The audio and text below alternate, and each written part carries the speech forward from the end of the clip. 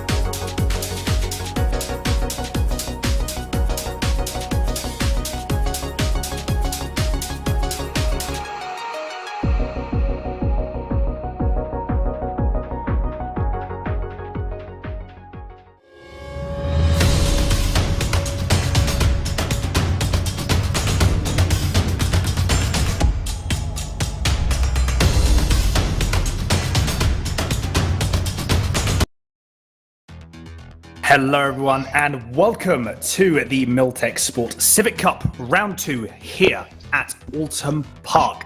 My name is Dan Handover and joining me in the commentary box, as always, is the fantastic Mr. Dave Marshall. Dave, how are you doing this evening? Yeah, not too bad at all, Dan. Fantastic. Maybe a bit of an overstatement there, but you know, we're doing well and really looking forward to Oulton Park here. Absolutely, it's going to be fantastic. I can't wait, and I hope that everyone watching cannot wait either. I've seen some people in the chat as well. We've got Abigail Lower, so good luck, Aaron Halfie. So welcome to the stream. We've got Biscuits as well. Hello, Biscuits. I hope you are doing well.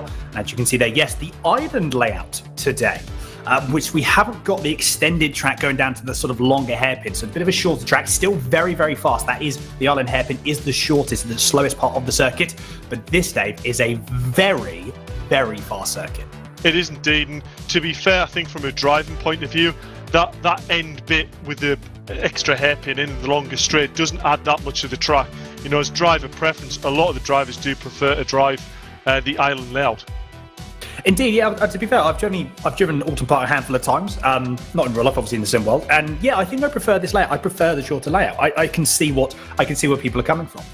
Yeah, like I said, this is going to be what we saw with round 1 was incredible. And Dave, I think this was actually one of the things we were speaking about beforehand. That we saw some incredible racing, and from what it sounds like and from what the times we've seen in practice, this is going to be even closer. Which I can't quite believe how that's going to be even closer. But there we are. Yeah, for sure. I mean, we saw last round, you know, Ryan Elliott, you know, I'm not exactly going to say it was a dominant performance, as you can see by the championship, but he definitely was the strongest driver out there on the grid. Dan Zelos, you know, newcomer in the car, as everyone was, to be fair, but, you know, relatively low practice time compared to other drivers, and yet still came in, and he's sitting there second in the championship overall. And I think looking at the timing sheets, last round, he set his fastest lap time in the whole round in the second race, not in qualifying. So it really shows it's a driver that maybe hasn't got the initial speed at the start, but definitely by the end of this round, he's one driver to definitely watch out for. Yes, absolutely. Absolutely. As you can see on the screen there, look at that calendar. Brands Hatch, which we've been to last week. Oulton Park, Donington Park, a great track I do love indeed. And then the last and final round, Snetterton 300. A great track as well with that 300 layout. So you've got some prizes on offer, some cash prizes as well with the entry. We've actually got space as well, Dave, haven't we? So if you do want to get involved, do make sure you jump in and search for Virtual Reality Racing Club on the interweb and join the Discord and get involved. Yeah, for sure. I mean, we say we've got spaces. We've got very, very few, but there is the odd spot. So if you're definitely interested, I mean, the tracks lined up left, you know, Donington and Snetterton to finish. Probably the two better tracks on the calendar in my opinion. You know, Snetterton's always one of them where it's a bit of a driver's favourite. It's got a bit of everything there. It's got the high speed, it's got the off-camber corner, it's got the technical side. Yeah, Snetterton's going to be a really good last decider. It is indeed. It absolutely is indeed. Before we do get any further, though, I would like to mention our sponsors that are on board for this series and for this championship. First off, Milltek Sport again.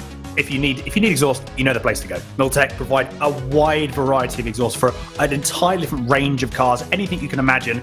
They are absolutely the people to go to, and also as well, they're always expanding that range. So there's always something for everyone. And as well, another sponsor that we do have is Maximum Networks. Okay, so anything you want to do, technology, media, telecommunications, these are the people to go for. They do business communications, lots of organizations they work for, and what they try and do is make sure that they can shape the world of technology for a business, and they've really sort of progressed that business forward, and for all range of businesses. So do make sure you check out Maximum Networks also. So big thank you to both of these sponsors for sponsoring the Civic Cup. It's fantastic. It's great to see as well more and more businesses, Dave, isn't it, coming into the world of sim racing, which, let's be honest, has really taken, obviously, as we all know, in the last 2 years, or the last year or so, it's really taken a step up, and I feel there's no stopping it now.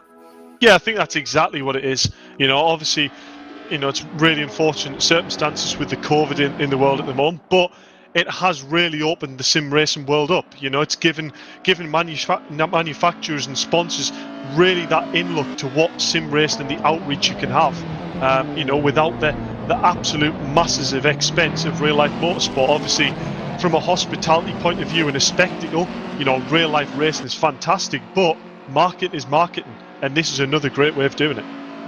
It is indeed. Like I said, there is no stopping it, as we've got. I mean, to be fair, and talking to marketing, I mean, if there's one car you're never, ever going to miss, Dan Zelos is the man for you. Because very intriguing designs, I think, to say the least, they do. And they definitely stand out.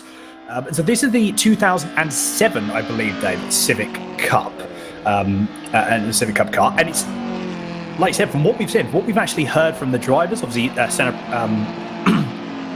actually being Senna Proctor being one of the drivers that we've spoken to, and Dave You've been speaking to recently, is the feedback we've been getting of these cars is absolutely fantastic. Yeah, it is indeed. And if I'm I think we may have lost Dave. Apologies. We have lost Dave. I'm sure he'll be back in but a few moments' time. Yes, like we've had some really, really good feedback from these cars. They're absolutely fantastic. And to be fair, I just can't wait to actually get involved and get underway. So qualifying, obviously, ahead 15-minute qualifying we didn't have here.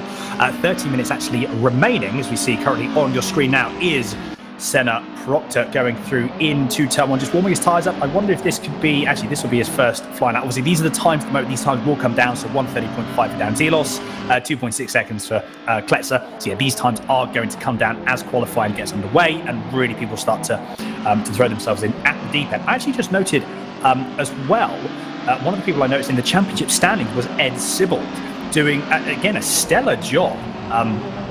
So definitely one of the people to watch out for, because he was really bringing the fight to the people that are obviously more experienced and much more well-known within the VRRC community. And yeah, Ed Sibbald really bringing the fight. So intrigued to see if we're going to see a repeat of that performance today. So the note, he is obviously on an outlap trying to get his tyres all warmed up. Speaker of the devil, and he shall appear. Ed Sibbald, there we go there, doing an interesting, like just move back on Senna Proctor there. So having a bit of an excursion going through into, I believe that's actually going through into the bottom hairpin after the hilltop straight, and furiously warming his tyres. It's one of the things you've got to watch out for, is you've got to make sure you get some heat into these tyres, not only the fronts but the rear tyres as well. Obviously a lot more difficult to get heat into rear tyres with a front wheel drive car. So this sort of furious tyre warming, which sometimes has a bit of a placebo effect sometimes, in something like this, definitely not the case. You want to get as much heat into the tyres as you possibly can.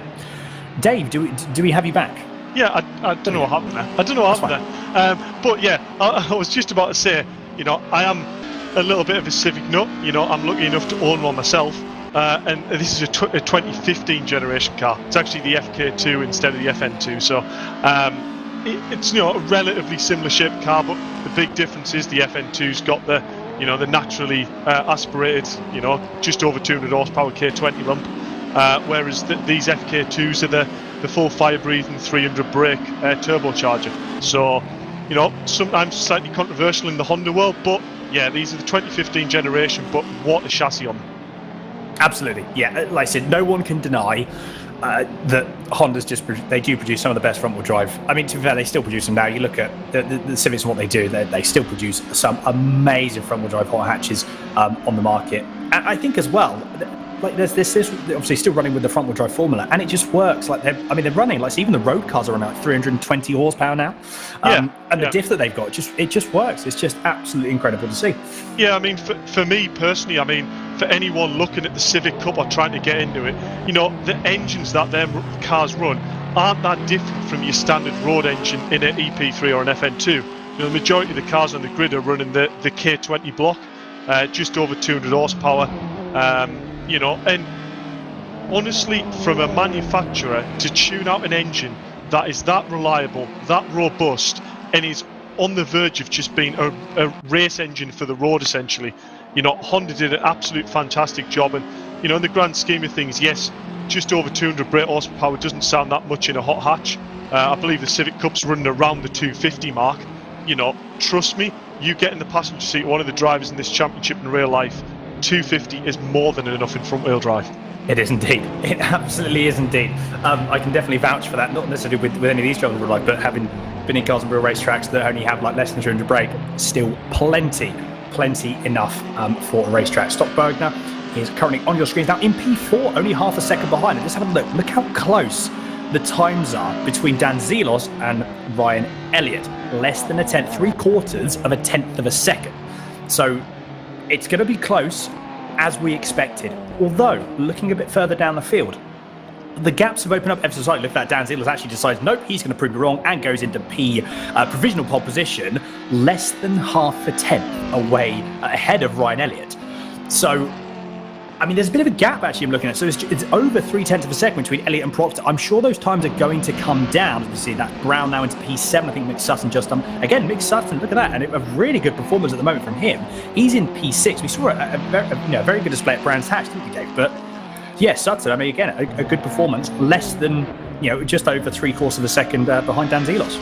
Yeah, I mean, that time Dan's just set there, the best time so far in this server being set is a 1:23.7 dead by Senna Proctor. So Senna's definitely won't be finished there, as Konstantin Kletz there, very close to clipping the end barrier there in the hairpin. But, we'll just notice that little bump there going at that hairpin. That little ridge really unsettles the car there. The car's hard on the brakes, in towards the apex, and that little ridge is just enough to unsettle the car and lock it up and push the front end on. So definitely on open and laps, that's going to be key that, drivers are wary of that and not trying to outbrake each other. No, very, very true. Very true indeed. I tell you what, the one camera that I was really loving, which again is just perfectly what you see normally in real life, is when they go through down into the island hairpin, and they obviously the chassis, because it's so stiff, you see the rear right wheel, it sort of lifts up, and then obviously you can see it lock. I don't know why, it's just it's actually probably one of the most accurate things I think I've seen in a sim. It's that sort of chassis flex that then lifts the car up and then locks that sort of rear inside wheel. It's absolutely fantastic to see. And it's like I said, it just, again, credit to the sims now and sort of moving forward, and just how good they are in terms of being able to replicate what actually happened in real life. You see Alfie Threlfall decides to fly into the pits or to get some fresh set of rubber, and off he goes. Look at that, Mick Sutton in P6 at the moment. He's going to come through into, that's Lodge Corner. Last corner on this circuit, very, very tricky. You almost have to be almost like a late apex. If you go too wide, it tightens up towards the end. So you've got to be a little bit careful. Great camera angle there. Is he going to prove on his P6 at the moment? And I don't believe that could have very well been an outlap. So he's on the first lap again, late. One of the things I noticed that's a little bit too wide, but actually that's one question for you, Dave, as well. What are the track limits like here? Because obviously we've got to be careful of that. Drivers have got to be careful. We saw a couple of drive-throughs at Brands Hatch. So hopefully, people don't want to see any more of that moving forward. Yeah, for sure. I mean, the way we run track limits here on this race is basically let the game decide. Every driver can go and try and find the track limits, find out what's acceptable, and then it's as level playing field as it can be.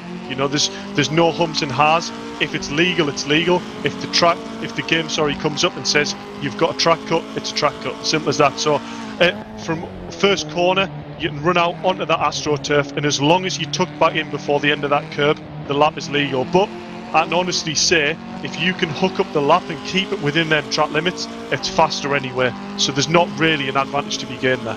Yeah, no, exactly. I was about to say, because obviously, these cars are very susceptible to any sort of like chassis bounce. These cars really can be hurt. The front end sort of like pushes on.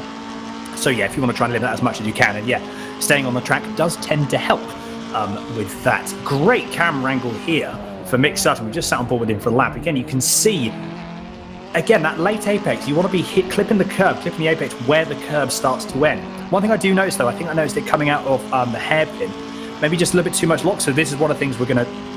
This is one of the so you've actually just been told as well his last lap was invalidated. So that what we saw there at turn 1 was a little bit too wide. So like you were saying, Dave, and to be fair, he probably lost a bit of time anyway had he rather than keeping it on the track. Eric Boulton going a little bit wide going through the island hairpin there, but managing to get it all in check and then back on. I think actually, Dave, you were speaking to Senna Proctor again. He was talking about the tyres as well, like how the tyres really have to.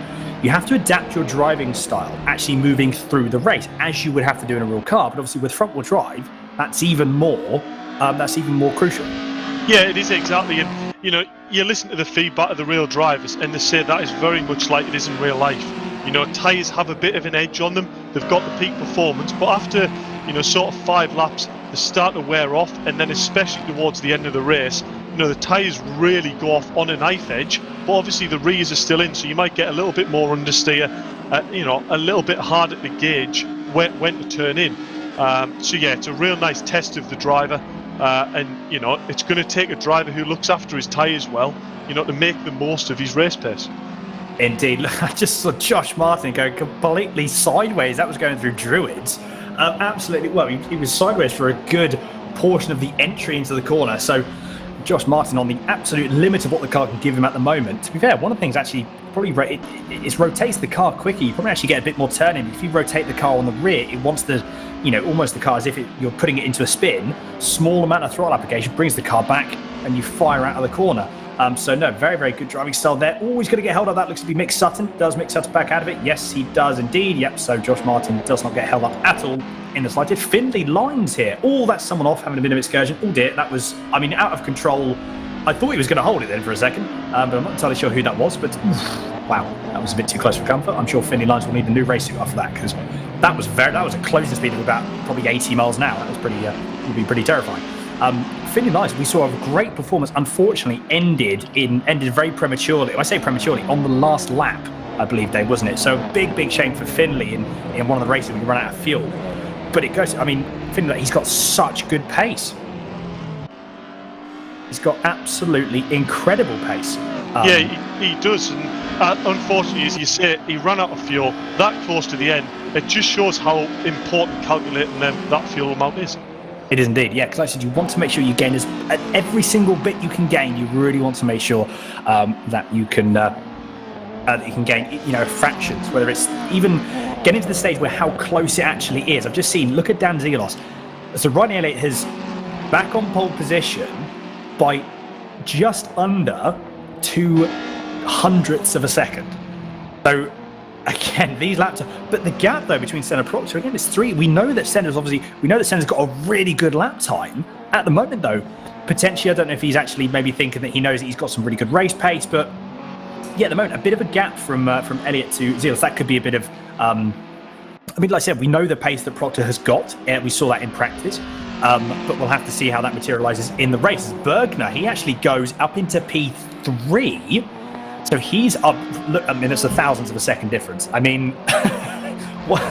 If you put that into, what's that, a foot worth of distance? I don't think it's even a foot, Dan. I don't think it's even a foot. A thousandth of a second. I think both, Scott and Senna here are both drivers who actually have got quite a bit more potential to push forward on them first and second place, and maybe just haven't hooked that lap up, to be 3/10ths off that 7. Both of them have done 8 in practice, so we'll wait to see a little bit more from them both. Yeah, exactly. I'm sure these times will come down to Senna Proctor. As you can see, just on out shot goes into the pits. Konstantin Kletzer goes for another lap, just about manages to keep it all on track and all in check. what's going to happen here going through into Cascades. Very, very tricky corner. You've got to be a bit careful because you get a bit more grip on the inside of the sun. As the car compresses, you get a bit of weight obviously added to the car when it all compresses and the tyres then compress back into the tarmac. So you get a bit more turn in, but you've got to make sure you're not actually carrying too much speed in. Otherwise, you're just going to understeer wide and obviously go through, somewhere like that on the exit of Cascades. Definitely a corner you do not want to go wide on because, as you can probably imagine, doesn't necessarily end well. Look, to be fair, less than a minute to go, and Bergner, Proctor, Martin, all 3/10. They're so close. So from P3 to P5, the gap is 6 thousandths of a second, and there's a bit more of a gap of a couple of seconds to Luke Brown and so on and so forth. But P3 to P5, I think these guys actually need to work together. They want to try and stay with Elliott and Zelos, who at the moment, I said the guys really sort of ahead of the field at this moment in time. Yeah, that's one of the things they're really going to have to watch out for. But P3 to P5, that's ridiculous. That's just absolutely ridiculous. That was closer, I think, than what we saw at Brands Hatch. And we still got, to be fair, we've got a couple of people that are still going to be finishing the lap. 10 seconds left. Obviously, Alfie Threlfall won't be finishing his, and this will be his last and final lap. He won't be able to get another one here. So you just make sure that he makes it count. Senna Proctor doesn't actually get a new lap in either. So that's interesting. So Proctor couldn't quite get back out on track for the other lap quick enough. So at the moment, he's provisionally P4, but potentially if Josh Martin can hook a lap up, he's going to be ahead. Yeah, I think, if I'm honest, I think Senna will be probably really quite disappointed with his performance there. I think he knows he's got a little bit more left in the tank, but not taking away from the boys at the top, first and second, to both do in the 1:23.7s, phenomenal pace. Other drivers that really stand out for me, Mick Sutton up into 7th place, Lewis Brown, who only signed up, I think it was an hour ago or 2 hours ago, is now sitting in currently 6th place. So it just shows, all it takes is coming in here, putting your neck out on the line and really driving these cars, and you can see what you can do. Absolutely. But there we go. I think we've only had a couple more people, but your provisional qualifying positions are here. So Ryan Elliott does take pole position, but not by a lot. That's 18 thousandths of a second. Zelos, Bergner, Proctor, Martin, Brown, Sutton, Luff, Oberod, and Press are your top 10. And I believe, actually, we've already got Ryan Elliott in the comms booth ready to be interviewed. So, Dave, I'll let you have a quick chat with him because I know we haven't got too long until race 1. Yeah, no worries.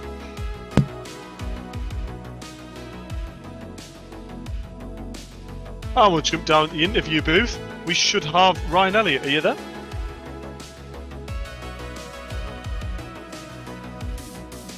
You might be on push to talk, are you right?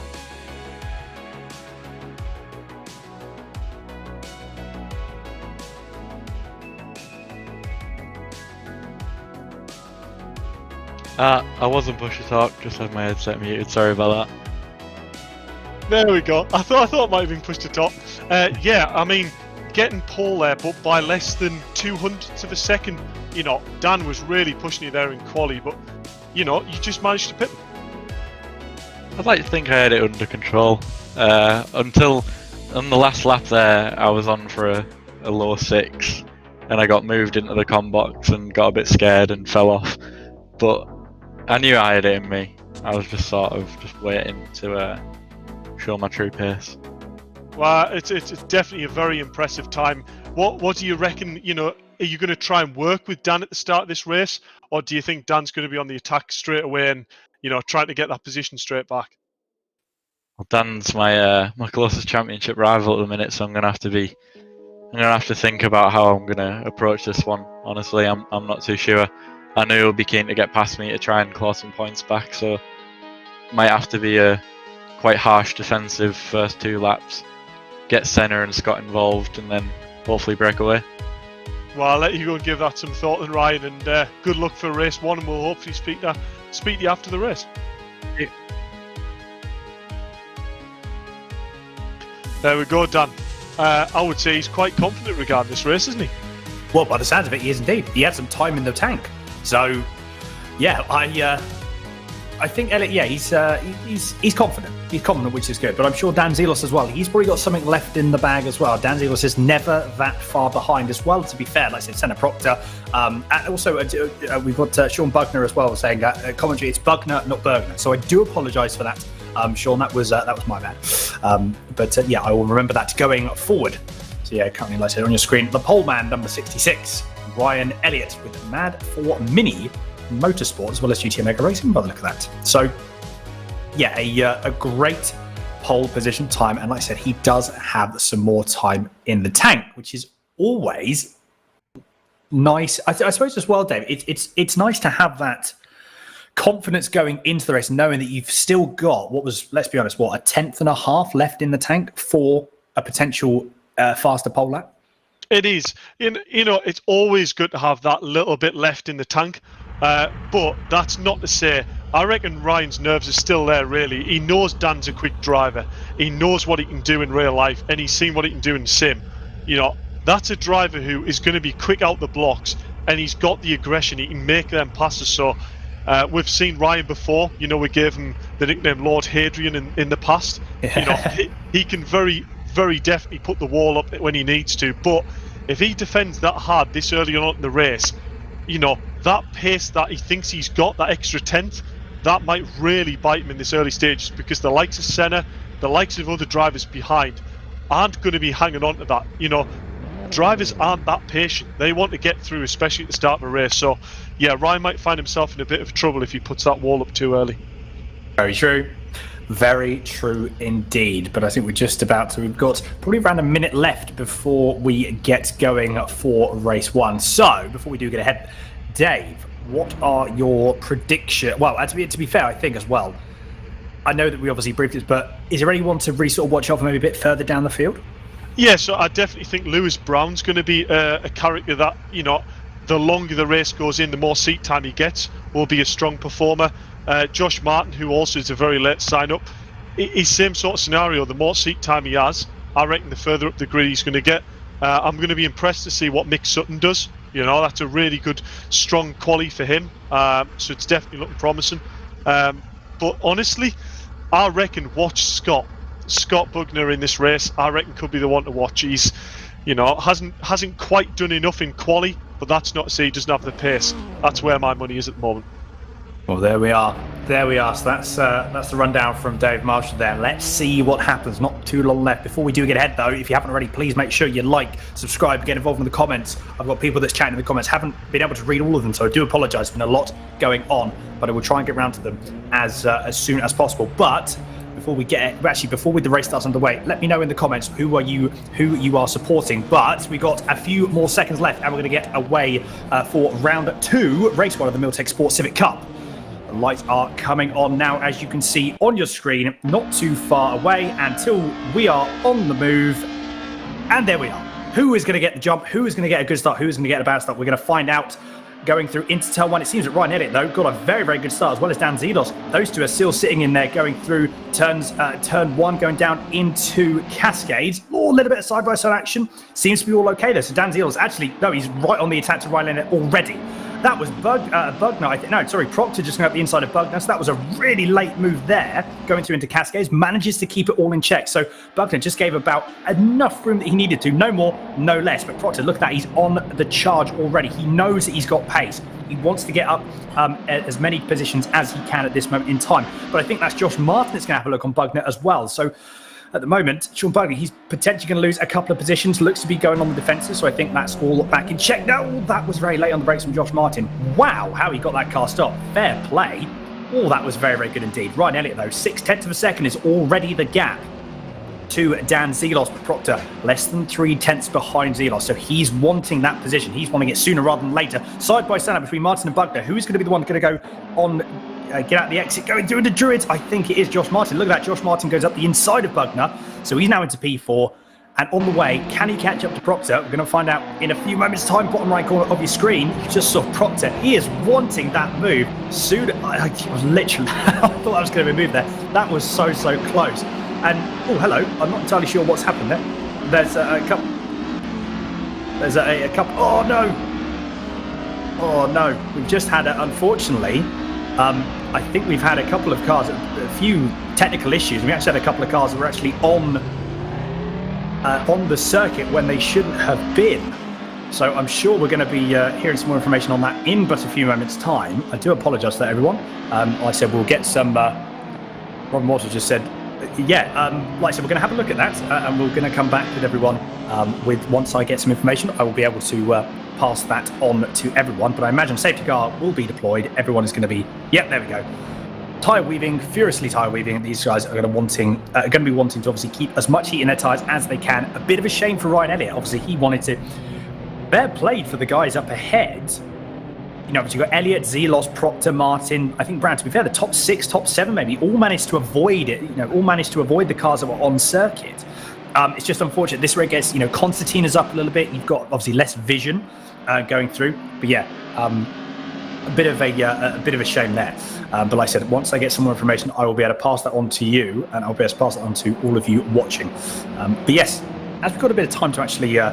Bit of time to cool down from that, just to reflect on actually what happened. So Ryan Elliott, mega start from Elliott. Dan Zelos had a very, very good start as well. But Proctor, to be fair, actually Proctor was, I mean, really, really quite good.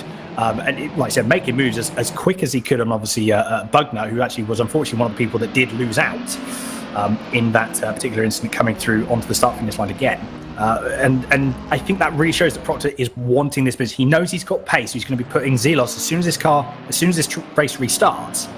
Look out for Proctor. He's going to be the man to watch, because the amount of pressure that Dan Zelos is going to be on going through is absolutely incredible.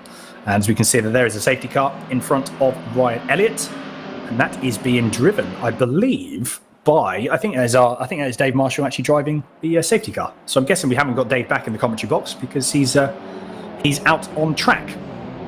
I'm just waiting to see what happens here. Because obviously, are we going to see potentially a couple more laps of this safety car? Not entirely sure. Obviously, we're going to get that information sort of as soon as possible.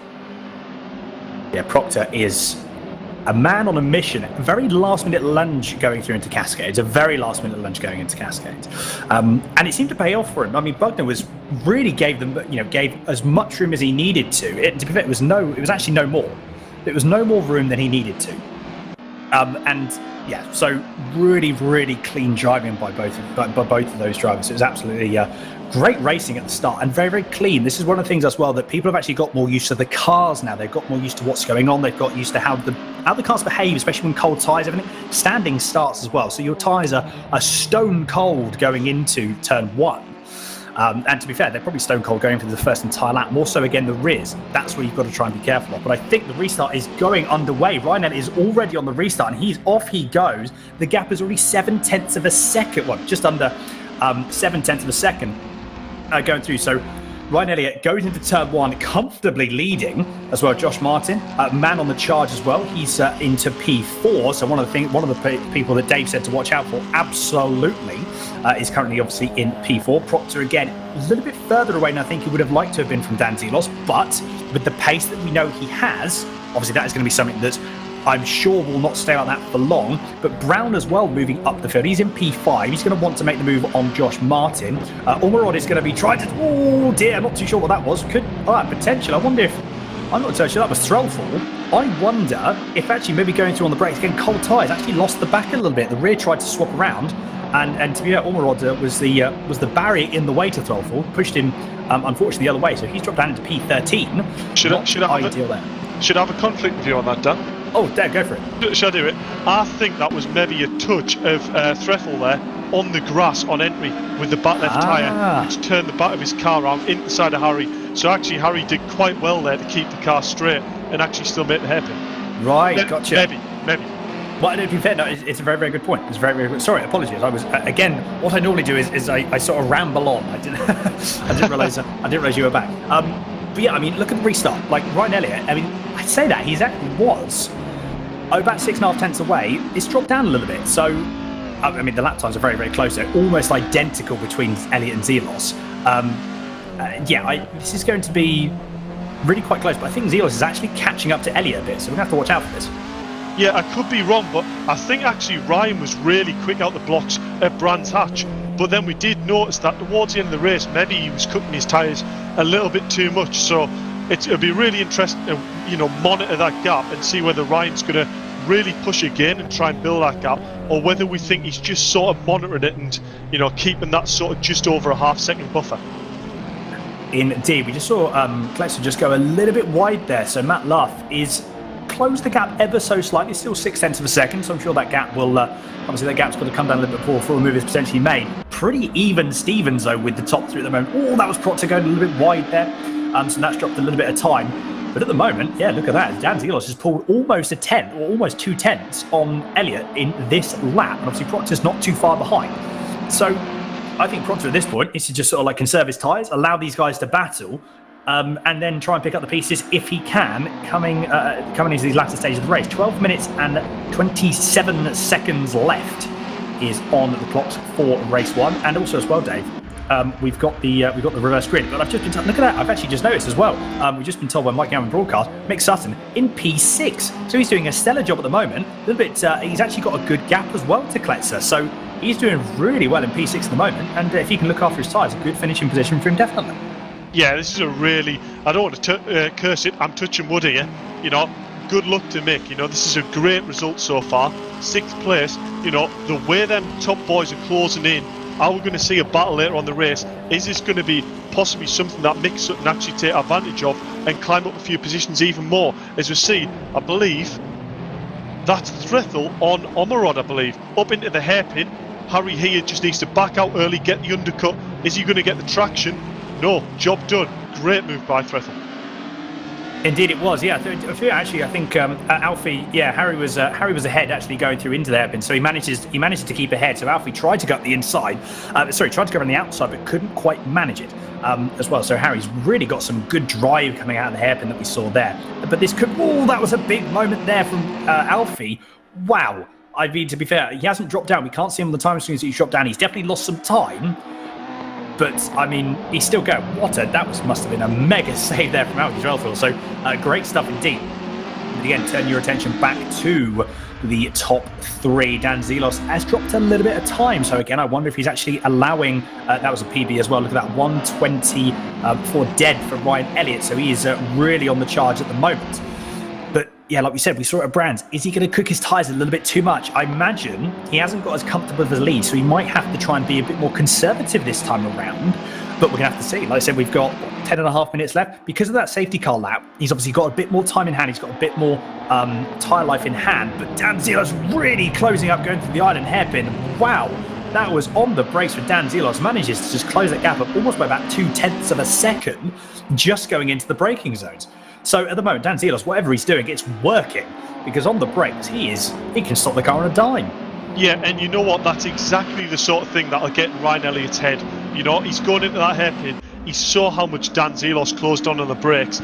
That's something that, you know, Ryan will be going in that next lap going, you know what? He's really good on the brakes. Is he going to go for a lunge? Even coming up this last corner, he's now seen how good Dan is on the brakes. This is definitely going to be something that Ryan's going to have to watch. But exactly, to be fair, like Oulton Park, it's a very, very fast track, but at the same time, there's actually quite a lot of there's quite a lot of overtaking opportunities, I think. You've got, I mean, potentially if you were a little bit brave, going through into Cascades, that is a move, depending if you can actually get in late enough on the brakes. Obviously, you've got the island hairpin, you've got down into the chicane. There's actually quite a lot of overtaking opportunities for such a fast circuit. As we're going to go through, there's a bit of side-by-side. This is, again, the battle for Threlfall and Omerod. Who is going to come out on top? It is the most. Still, Harry can't quite find, Alfie can't quite find a way past. But look at that. So Hughes is now going to have a look. They're going to go side by side yet again, going through into turn 1. This is going to be interesting. Harry's on the inside, Alfie's on the outside. Who is going to make the move stick? That is, I think, wow, what a move. Oh, I was about to say, actually, it's still side by side. The move hasn't actually finished yet. But look at Mark Hughes. He's going to want to have a battle as well. And we've got Kenny Press that's going to try and get involved. So Alfie's now having to defend from Hughes, but at the same time, trying to attack Harry. So they're going to go side by side yet again. This is going to be actually going to be a carbon copy of what happened last lap. Is not going to happen this time around though. But Alfie's not giving up. He's giving it a good old go. Is he going to get the cut back this time? He is closer. Still can't quite get the traction. So Mark Hughes now having to defend from Kenny Press, and the gap is opened back up. That was an interesting couple of corners, Dave, and it's still not over. Yeah, this is exactly what we saw from Brands again. You know, battles lower down this grid, and there's still mega quality. I mean, look at this. It's a 4-way battle for 10th place, and it's mega. It is indeed. Alfie just went through around the outside of the first part of the chicane, and he's got past Ormerod. So a great move from Alfie Threlfall there, and he's up into P9. But look at that. Yeah, Hughes wants a piece of the action. He's want to try and get past Harry. Is Harry good? They both go a little bit wide. What happened there? Almost, 2 for 2 going through. What on earth happened there? So they both decided to just, I think, to be fair, Alfie Threlfall went wide, and I think, to be fair, looking at it, Ormerod just followed him. He was so fixated on the back of his car. He just followed. They're literally exactly the same. You could have copy and pasted both of those cars exactly the same time, and they did the same thing. Yeah, so when you're driving, especially when you're that close to the car in front, there's definitely 100% an element of trusting the driver in front that he's braking or turning in the right place. So I reckon Harry was up behind Alfie there, going into that right-hander. Alfie maybe slightly misjudged his turning or braking point. Harry, the innocent party follows it in, missed the braking point as well. So this shows, for all you competing with the driver in front of you, the trust you have to have in the way he's driving as well is also massively important in racing. Absolutely. Well, to be fair, the people that are going to have to trust each other very, very heavily now because of the racing they're going to have is Mark Hughes and Kenny Press. What is going to happen here? Kenny Press having a look, decides to back out of it. Again, just trying to get into the head of Mark Hughes here. At the moment, trying to put him off, trying to upset him as much as he can. Oh, that was Alfie going a little bit wide yet again. Manages to keep it all in check, though, but the gap to Harry Ormerod is closing ever more. So, yeah, a bit of a shame from those two. But like I said, the two people that gained from that massively, obviously, were Hughes and Press. Gap has opened up ever so slightly, though. So, Kenny Press maybe backing off, trying to maybe actually, what I'm thinking, Dave, we saw this bit of Brands Hatch occasionally. We saw it with Proctor, I believe, in race 2. Just cooling his tyres down, sort of backing off a little bit, and then trying to make the move again. So, that could be something that we're seeing here. Harry Ormerod, going through out of the last corner. He's dropped off a little bit as well. So, it's hard to tell. With 6 minutes and 12 seconds left to go, this is the point, wasn't it? I think where we started to see a little bit of drop off of tyres for people who haven't looked after them quite as much. Definitely that, and I'm going to put it now. Look who's coming. Senna Proctor is on the move. He's closed the gap in to Dan Zelos, and on the previous set of laps, Senna Proctor was the fastest guy on track. So he's closing in on these front two. Has Senna just been sitting back and keeping his tyres in the sweet spot for that last little push? He was telling us, Dan, it's about driving these tyres to the best of the ability and, making sure you don't push them too hard at the start of the race, that you've got a bit of tyre left at the end. Is that what we're seeing now?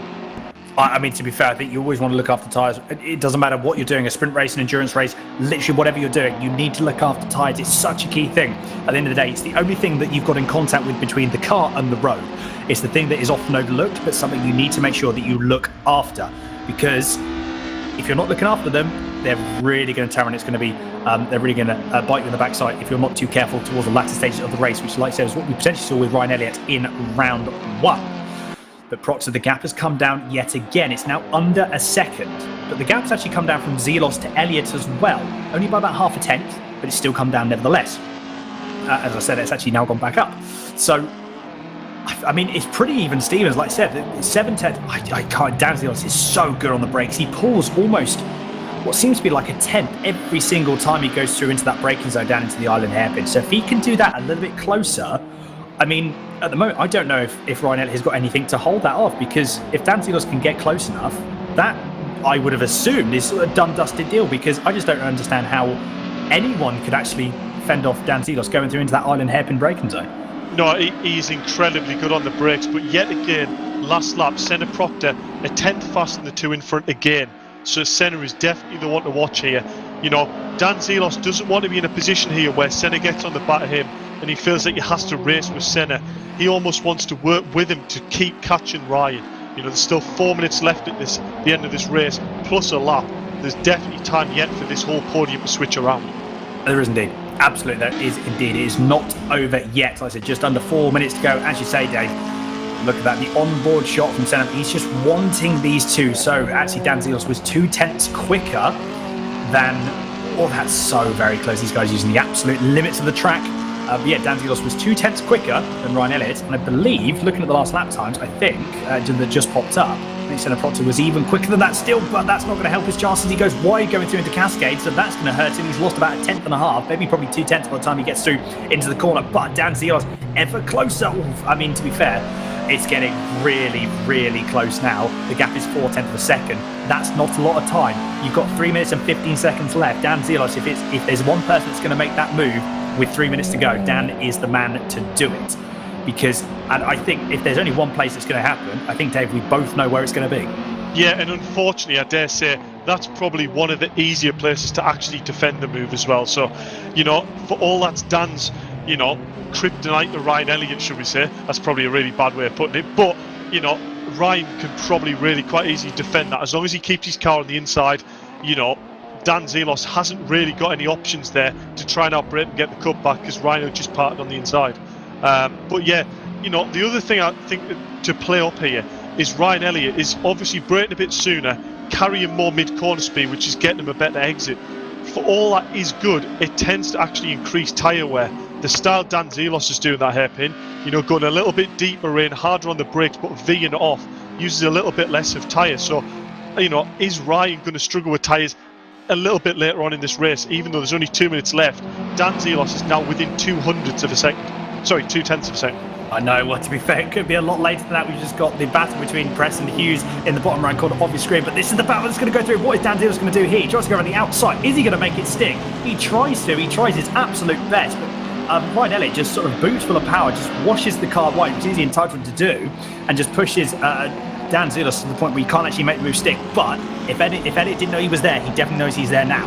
Dan Zelos wants this move, but look at Senna Proctor. The gap is flown down from a second to 0.6 of a second. This is going to be so close. I think that was going to be potentially, I thought that Dan Zelos was going to try and make a move going through into Knickerbrook. Decides against it, but he was really having a look. The gap is now 0.6 of a second from Proctor to Zelos. So the gap has come down yet again. What's Zelos going to do here? I thought he was going to try and go on the outside of Druids. He decides against it again, but he's putting his car in every position to try and make this move, and he can't quite do it. Elliott defending absolutely perfectly where he needs to be, but this battle that was a two-way battle, look at Senna Proctor. This is now very much a three-way battle with 1 minute and 8 seconds left to go. So we've actually got 2 more laps. Looking at the time here, so we minute plus 1 more lap. So something that Dan Zelos wants and something that Proctor wants. Obviously, Elliott wants this race to be done and dusted as soon as possible. Yeah, for sure. I mean, my God, My God, this just when we thought this race had about seen it all, all the tactics. This is now 100% a three-way battle for first place. Dan Zelos, as Ryan Elliott's gone wide, this is going to leave, but Dan Zelos has gone wide as well. Senna Proctor has got the run on both of these cars in front, but doesn't have anywhere to go. He doesn't know. He's going to try and go around the outside. He needs to go around the outside of one of them. Is he going to do it? No, he's going to try and get the cutback instead. What's going to happen here? He gets just about, well, to be fair, I thought he was going to get the cutback then, but Dan Zelos just about covers it off enough. He didn't really having to do much defending. I think just getting the good run it needs to. But now Dan Zelos, the man in a precarious position.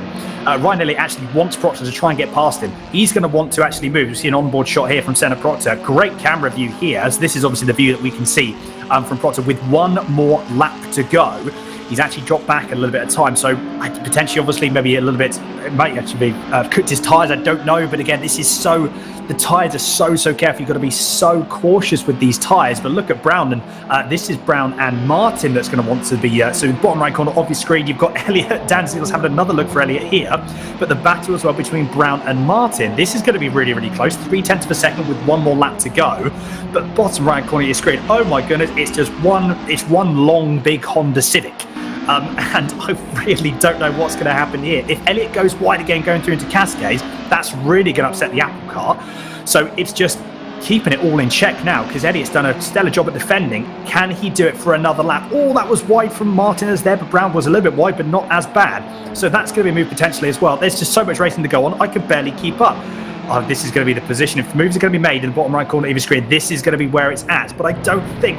I think Elliott actually pretty much tried to stop as much as he could on the apex. Actually worked for him. He's pulled a bit of a gap. Going through Brown and Martin. Neither of those two really swap positions at this moment in time. So all down to this are going to have to cover. Oh, Senna Proctor right on the... Oh, my goodness. I could barely keep... How on earth, Dave, is this a thing?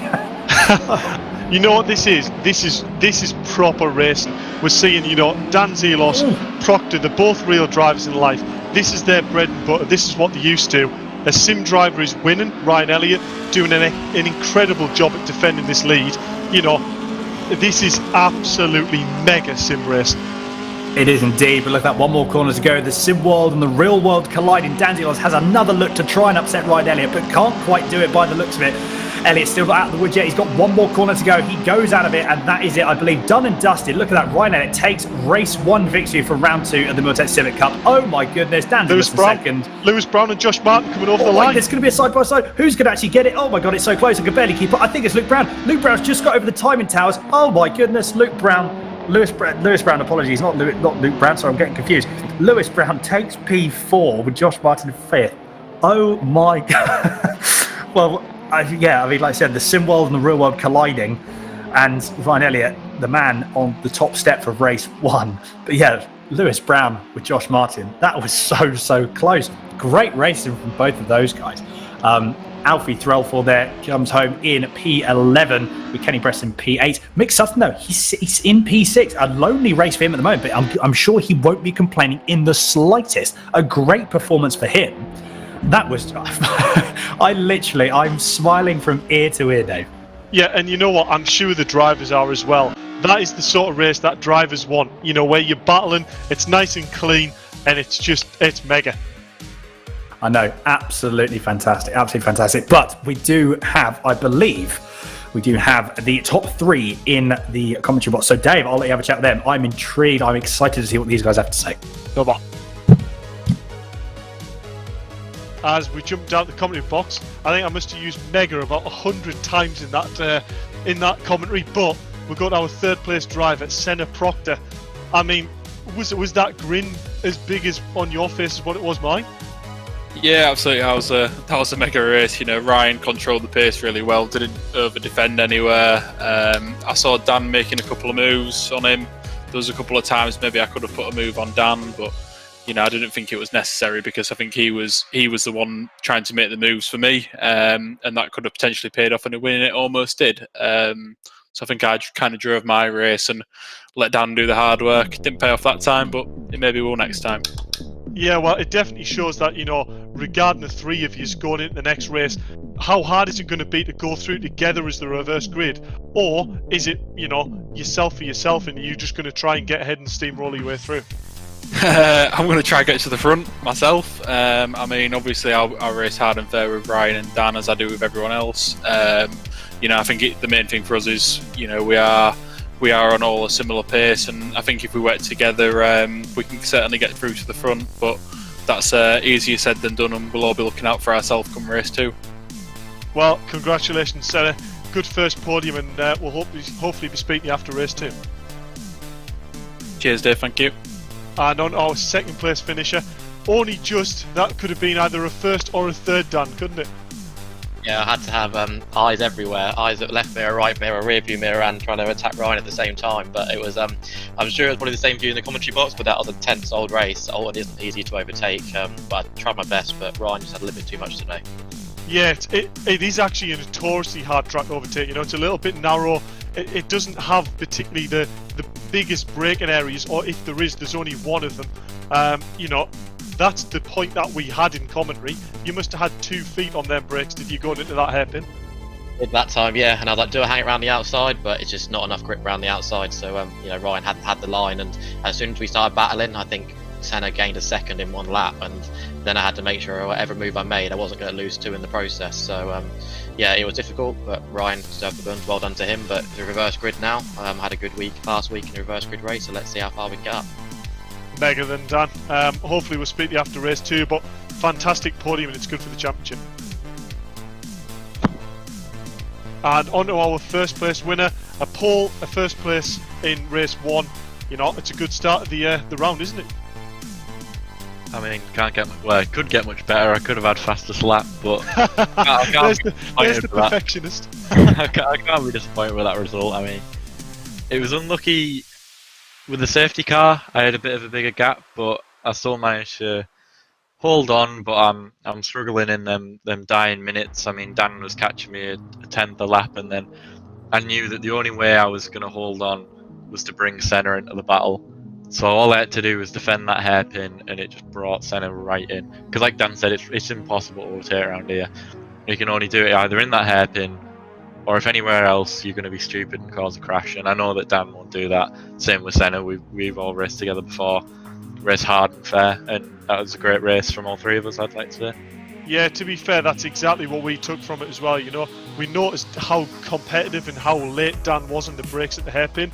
But I was saying to Dan, realistically, that's quite an easy move to defend, as you proved. You just stopped it nice and early, kept it inside. Was going to either force Dan Zelos to either go around the outside, which, let's face it, is not really a move that tends to work that well, or push you on, which is an illegal move. So realistically, he did everything needed there to bring home the win, and we'll look forward to seeing what you can bring in race 2. Absolutely. And I'd just like to say a quick shout out to my girlfriend and family watching. My girlfriend said that if I didn't win a race today, I didn't love her. So I've proven her wrong there. And also a massive thank you to the Mad for Mini Motorsport team. The best about many specialists. Go to them. Spot on. Cheers for that, Ryan, and congratulations in race 1. There we go, Dan. I mean, I don't know what to make of that about the girlfriend statement, but we'll brush over that one. I was blessed. Let's just swiftly move on from that. I think. I'm not going to go. Right. Anyway, so I think, to be fair, all drivers, the top 3, those guys were happy, weren't they? And they had some good racing. Racing. And you know what? They know they need to work together here to get through the pack. If they try and battle, you heard what they said. Senna caught by a whole second there in race 1, just by them battling for half a lap. So, they know they need to work together to get through this pack, but it is definitely not going to be easy. You saw Lewis Brown, Josh Martin just in front of them, also very quick drivers, and we've got Harry Omerod on pole there, who has showed great pace in quali and good racing in race 1. So, yeah, it's going to be an interesting watch, this one. It is indeed. It's going to be absolutely fantastic. I can't wait. I'm hoping everyone else can't wait as well. Again, thank you everyone for getting involved in the comments. It's been absolutely fantastic. Make sure as well you like the stream, subscribe if you haven't already, and do get involved. But the lights are just about to come on now for race 2 of the Milltek Sport Civic Cup here at Oulton Park. Lights are on.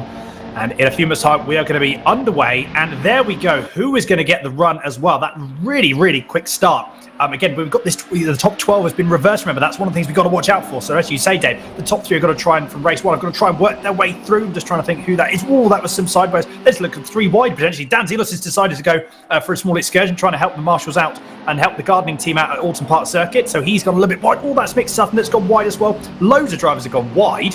I think, to be fair, unfortunately, that was Mick Sutton that really lost out there. So Threlfall is on still leading at the moment, but side by side between Kenny Press and Ormerod, who is going to be the person coming out on top? I think it's going to be Ormerod that's going to have the move on the inside. He is indeed. He's going to be on the inside going through into the hairpin. We've got Luff as well that's going to have a bit of move. He's in P4. Hughes, a bit of a gap, though, to P5. So the top 4 at the moment have broken away at this moment in time. But Kenny Press decided he wants to go around the outside. So he's now got back into P2.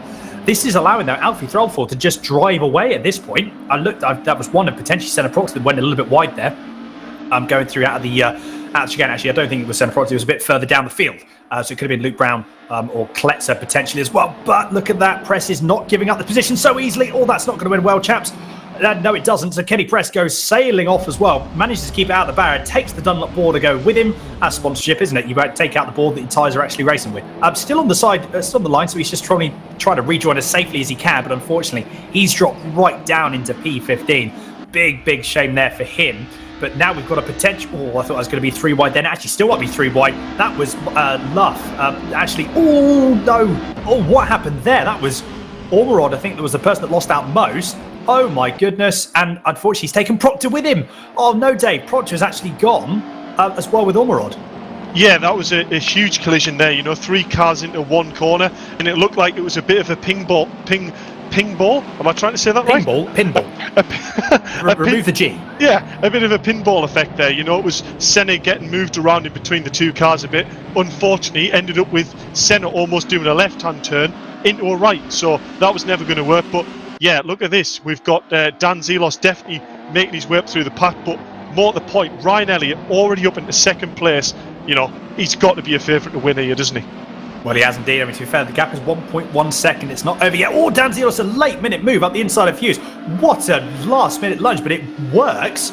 that was about as lastminute.com as you could get. Almost, it took me a couple of seconds to actually realise what he'd done because it was so last minute. Wow, fair play for Dan Zelos as well. To be fair play to Mark Hughes as well for just giving him and reacting so quickly to that move being had. I mean, to be fair, if he hadn't have reacted as quick as he did, then that could have been a bit of a nasty accident. But that's Kletzer's going to want to have a bit up the inside. He's going to try and do it. That was so late on the brakes, but I don't think. No, it doesn't work. He actually probably, there may have been a little bit of contact there, but this is now, look at Martin and Bugner. These two are going to get involved, so Kletzer's going to have to defend on the inside.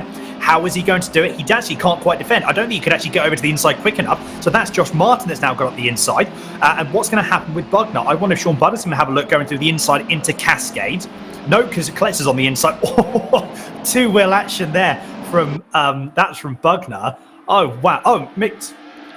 I think, to be fair, I know we just had Ryan Elliott's actually challenging for the lead. He's going to try to go up the inside of Alfie Threlfall like it's nothing. He just sails up the inside. Alfie Threlfall tries to defend as much as he can, but he just has there was just nowhere for him to go. So Ryan Elliott's gone from P12 to P1 to leading this race within the first 4 minutes. I don't think I've ever seen that in all the times I've commentated actually quite a fair bit now on VRRC leagues and leagues moving forward. I've never seen that. I've never seen someone go from P12 to first with, at the moment now, what is a second lead. Right, I don't know what's his car running on, Dave? Is it he's got some nitrous or something in there at the moment? Well, I think if the rest of the places are running on Tesco fuel, I think he's definitely got shelling, doesn't he? Actually, saying that momentum's quite good fuel, but yeah, you know, Ryan Elliott, first place here, phenomenal. As we see there, Dan Zelos with the late lunge into the last corner, phenomenal move. And we're seeing here, you know, them front runners, they're not really hanging around here trying to get past the other cars. They know they need to make the moves, and I think Dan Zelos knows that if he didn't get past Alfie quickly there, then Lewis Brown will be up the road and it might be hard to catch. Well, I mean, to be fair, yeah, Dan Zelos, he's really trying. Oh, no, that was Finley Lines. Oh, big shot there going through. That was a tag there. I'm trying to think, actually, who tagged him. Senna Proctor. Senna Proctor, I believe. Oh, no. Yeah. Big shame there for Finley Lines. Manages to actually get it set up and ready to go actually relatively quickly. So I'm hoping his car's not too damaged. We're going to find out how it's like. Oh, no, big contact there. Oh, my. What on? That was Martin and Threlfall. Oh my goodness! They initially lost it going into the hairpin, and then all of a sudden they almost touch front bumpers. And I've never seen that. I've never seen that at Oulton Park. Ever. Yeah, I don't know. I didn't see it, but that was definitely maybe a case of a car trying to squeeze another one there, and it's that grass just catching another culprit. You know, as soon as you tap that grass with either the back left or the back right wheel, the back end of the car just loses traction, turns into the other car. And then once them cars start to slide, it's like being on ice. They just don't stop, and unfortunately that's what happens. But luckily enough, no collisions happen later on in the hairpin to take either Dan or any of the other lads out there, because that was definitely looking like a steam train. It was indeed, wasn't it? Yeah. Well, to be fair, we've still got action going on here. Oh, this is a four-way battle. Oh, bit of a cutback there. I think that was Mark Hughes who's going to have a go on Sutton. To be fair, they're side by side going down to turn one. Who's going to be the person that's going to come out on top? Oh no! Oh my goodness, what has happened there? That was, it's just, I think there was a car that was, I think to be fair, there was a car that was, I thought one side of the party thought the car was going to disappear. Unfortunately, that was not the case. I think Mark Hughes' car was a little bit more damaged. I think that's beyond repair there, Dave. I think it is indeed. I mean, I think it's definitely probably a one for the clerk's office that I didn't catch what happened there on replay. It was just a case of two cars in a very strange place coming together. So it'd be interesting to have a look after the race and see actually what happened there. Indeed. Absolutely. But at the moment here, we've got Dan Zelos, Luke Brown, and that is Luff as well. The gap is so very close. That's so very close. What is going to happen? I mean, to be fair, we've still got 13 minutes left of the race. So honestly, I mean, from what we saw in race one there, Dave, I've honestly no idea, because it changed in the last lap. It changed the last couple of corners for race one. What on earth is going to happen for race two?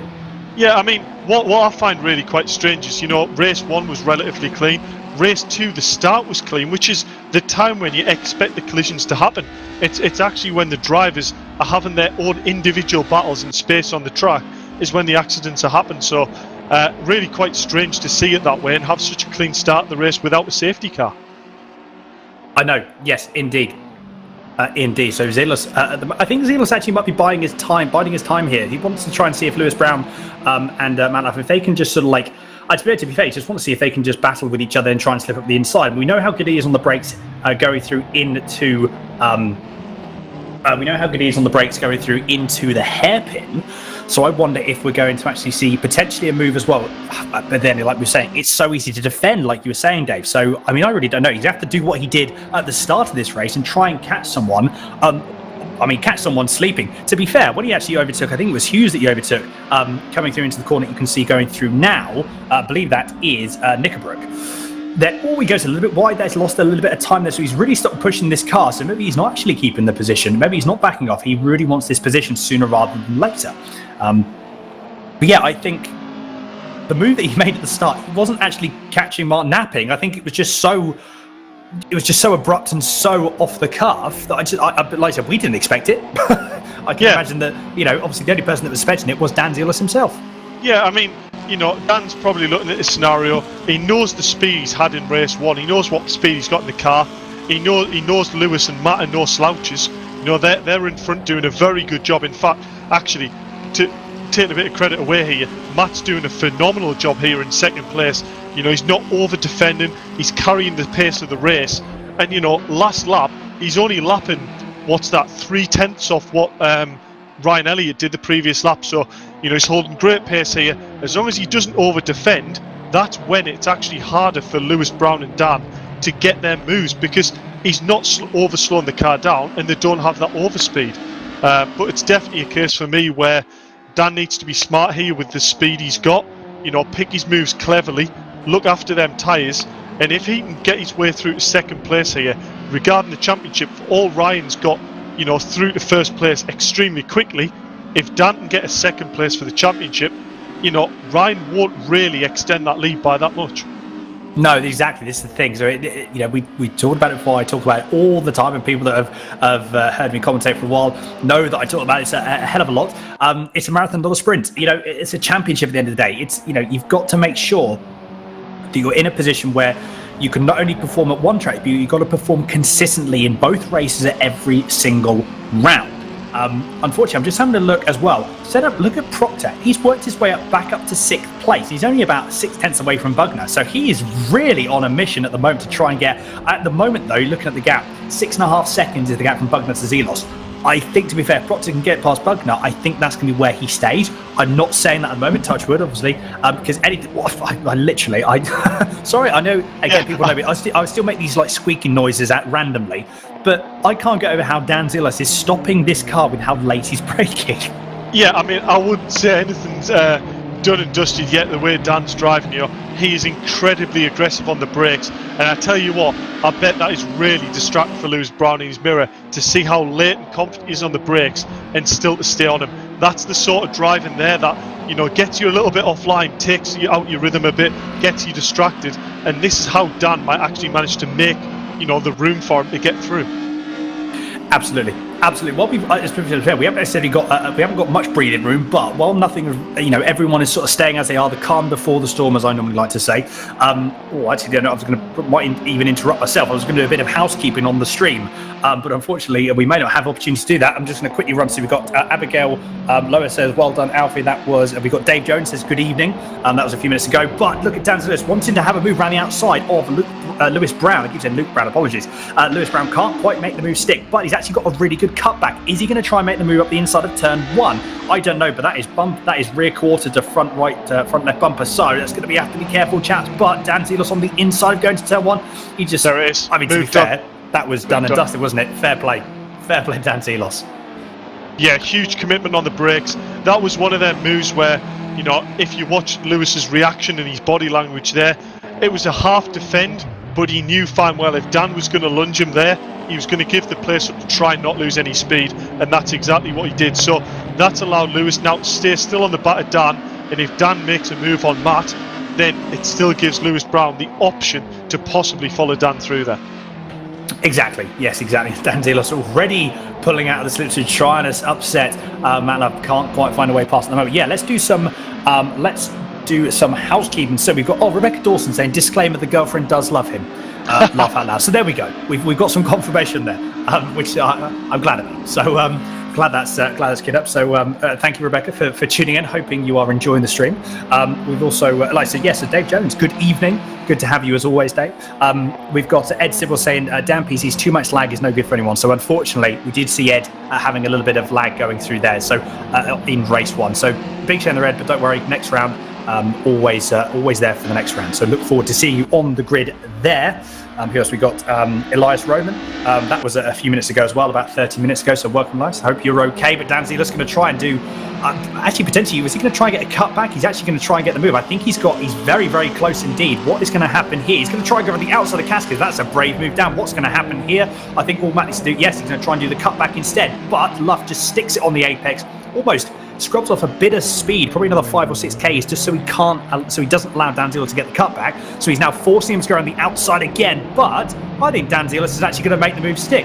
He's going to try and do a bit of contact there between Luff and Zelos, but Zelos manages to get it round the outside. I don't know how he's just done that. I do not know how he's just done that. People can't defend from Danis, even on the inside, the easiest defending place at the moment, and they still can't defend from Dan Zelos because he's just finding grip somewhere that just people aren't. Has he got different brake pads in here? He's got a different car. It's just he's finding something that the moment, like I said, no one else really can. That's just absolutely incredible. Really, really good stuff from Dan Zelos. So, I mean, fair, like I said, we know he knows front-wheel drive cars like the back of his hand. He knows when you can push and when not to. So, I mean, at the moment, you look at the gap, 6.3 seconds with just under 6 minutes left to go. That's a tall order even for someone like Dan Zelos, but I'm sure he's going to give it a good go nevertheless. Yeah, for sure. I mean, I'm actually looking at this now, and now Dan's through. This is where Matt really needs to just keep his head down, go with Dan and not look in his mirror. You know, Lewis Brown's there, he's close to 3rd place, but Matt's got the pace on him. You know, he needs to just follow Dan, almost get his slipstream and just keep going forward, because as soon as he tries to defend anything from Lewis Brown, that's when both of them will drop back off Dan, and any mistakes made by Dan, like that one there, just a little run wide, they won't be there to take that advantage. Very true.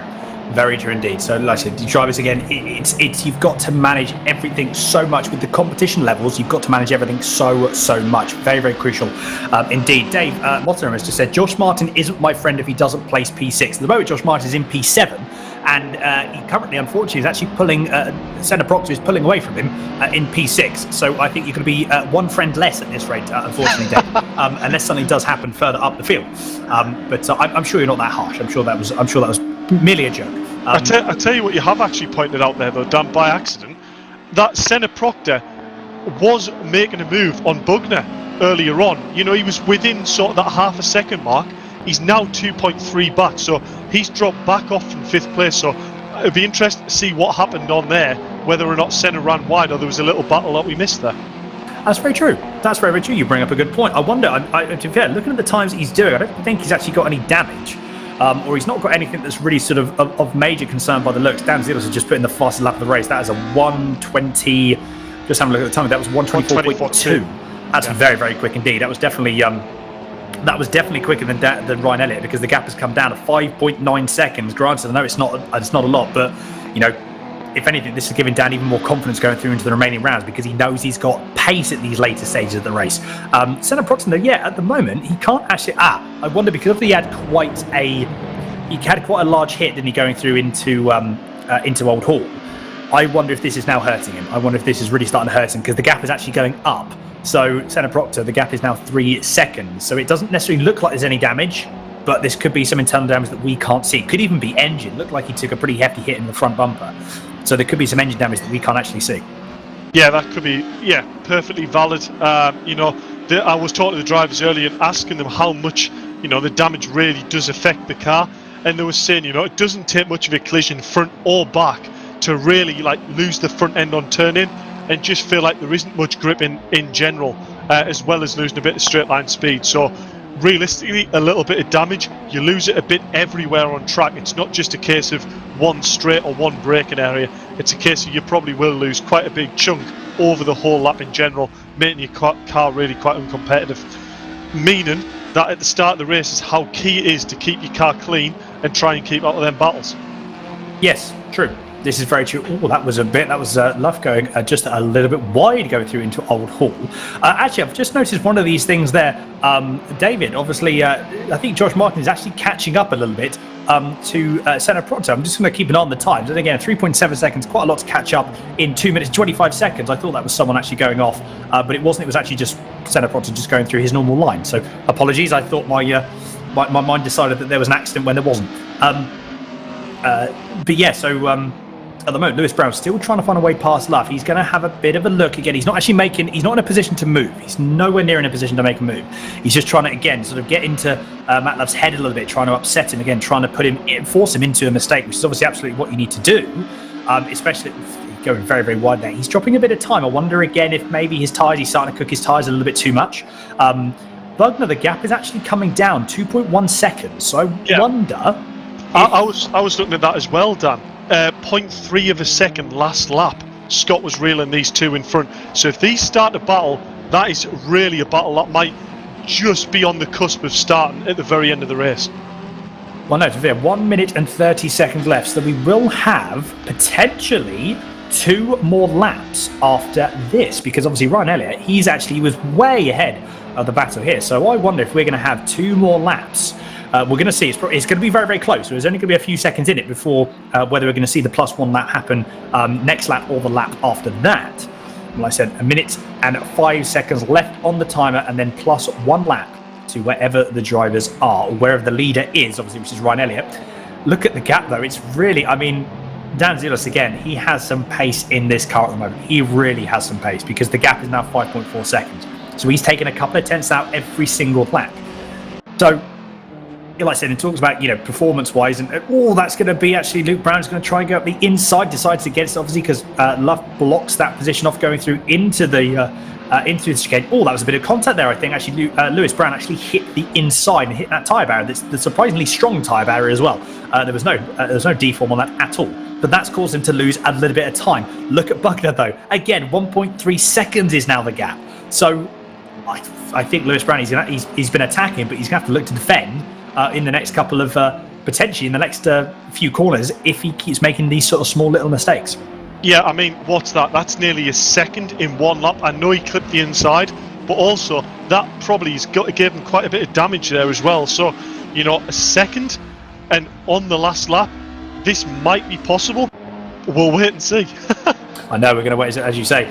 But I think actually in the top, on the top of your screen, either side of the white flag has actually been waved. So I know it was going to be close, but this is, I believe, the last lap. I just want to double check just if I can get some confirmation.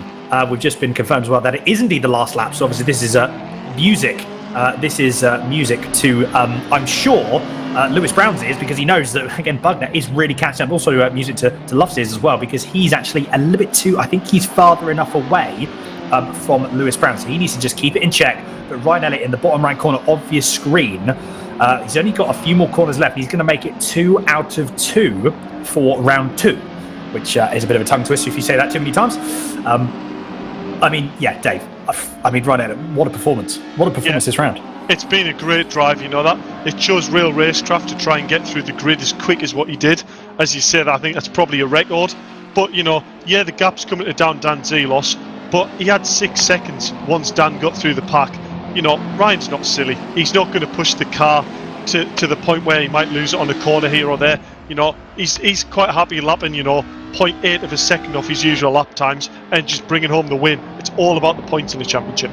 Absolutely, it is indeed. That was about to say. So Ronnie had a takes race win. Dan Zelos in second, but that was Mick Sutton that tried to get the way. Yeah, got the inside of Hughes. So Mick Sutton, a last-minute move there on the last lap for him, going through into P13.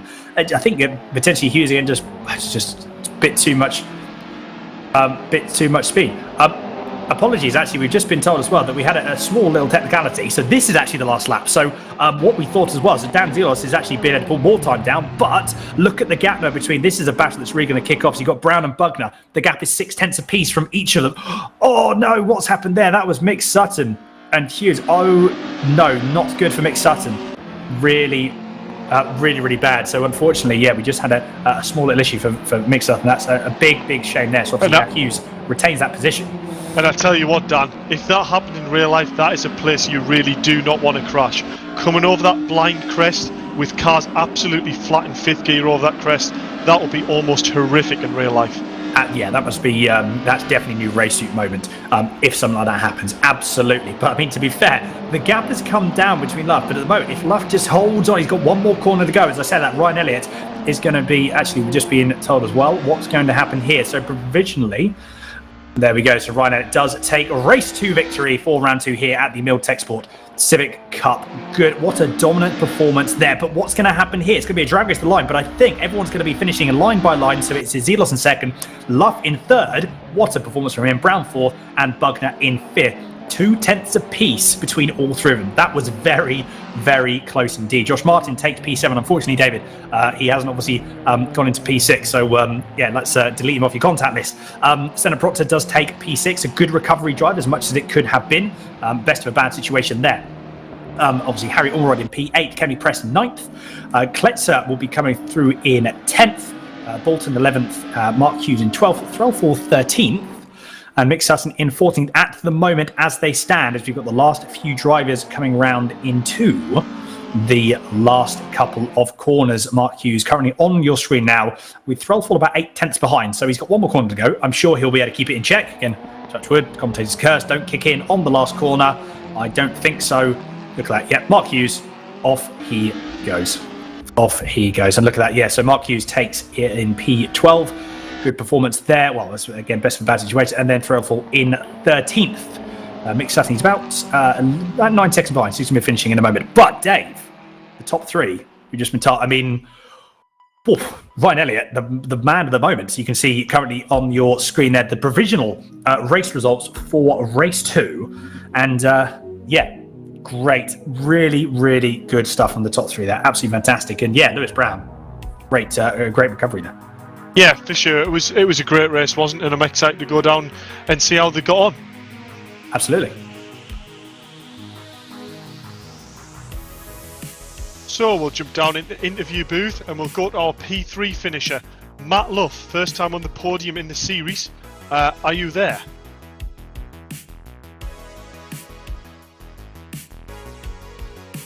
Matt Luff, are we there? So unfortunately we don't seem to have Matt Luff down in the interview booth, but we'll move on to our P2 guy, Dan Zelos, another 2nd position.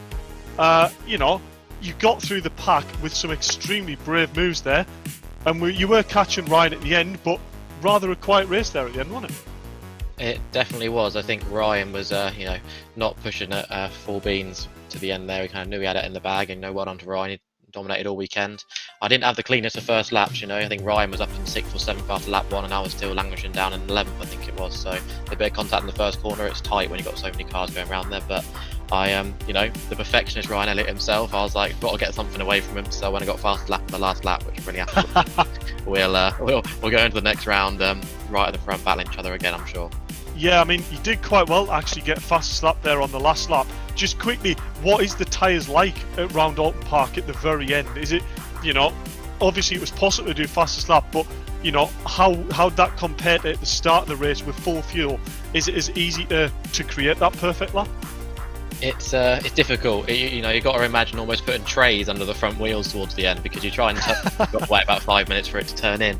I wound the brake bias back a little bit. That helped with the rear rotating for me a little bit, and that helped me get that lap. But the tyres are on their peak for lap 3 to probably 5, then they start dropping off by a couple of tenths, I'd probably say. And I think that was almost my mistake, not getting through the pack. I was then behind Lewis and Matt, who defended a great race, I must say. It's good to see somebody else on the podium, and it was really difficult to get past him, because you know I was struggling to get him on the brakes because I didn't have that front end traction grip or traction, you know, and it was very difficult to get past, as we saw in race 1. But I was able just about to get it, and I'm looking forward to next week. Well, great performance there, Dan.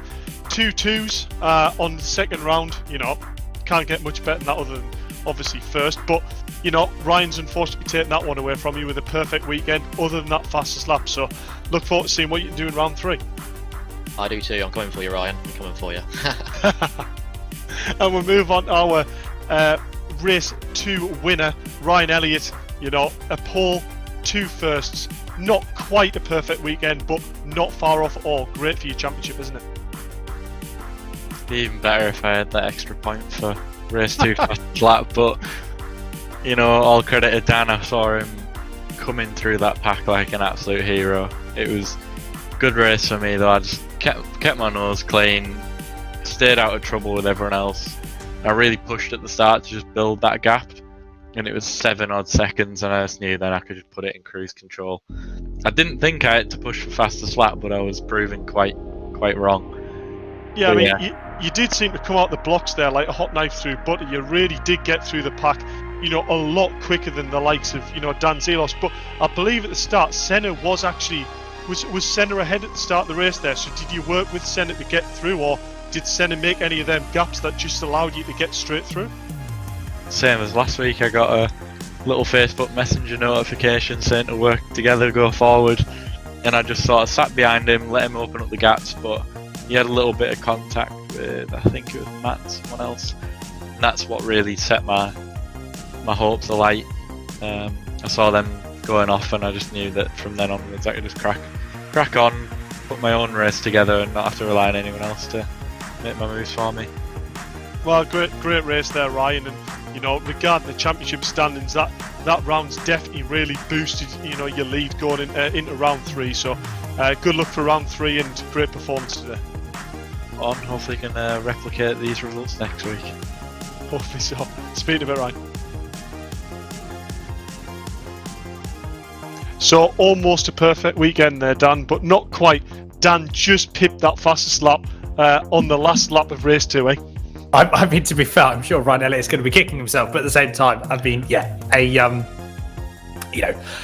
great performance from Ryan Elliott. Like I said, 2 out of 2, and yeah, like I said, he's got some confidence. I think Dan Zelos has got confidence because he knows he's got pace, and yeah, I mean, these next 2 rounds are going to be something to watch, I'm sure. Yeah, I think, you know, we're definitely going to have to change his nickname from Lord Hadrian to probably the Perfectionist, really, aren't we? So he's never happy unless he's took every point off the table. No, this is very, very true. Very, very true. But, I mean, to be fair, a week, only a week to go, and then we're going to find out what happens in race 3. I mean, to be fair, Donington, any predictions there, Dev, going into race 3? Obviously, you know these drivers are better than I do. Like, is there anything, do you know people that are slightly stronger at this round next week?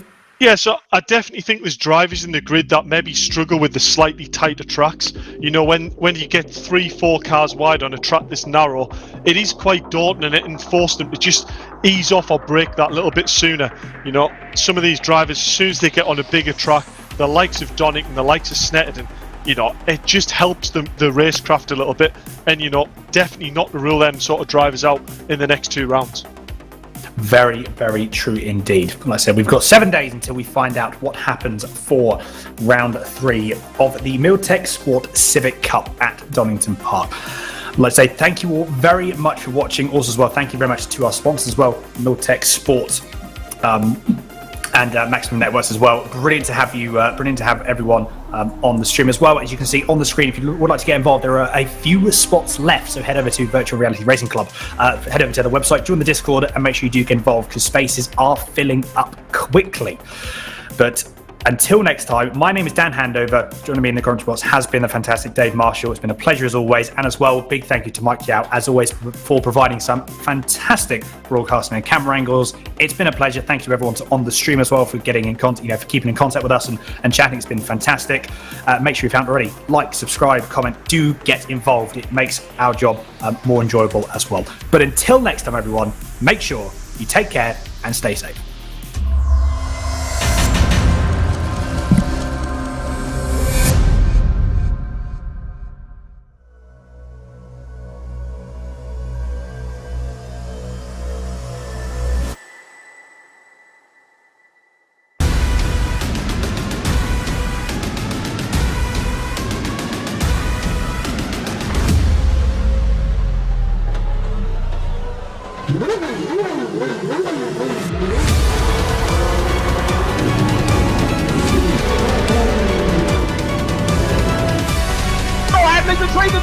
The insider coats. Parker gets too heavily involved. And that's Whitehead and Coates.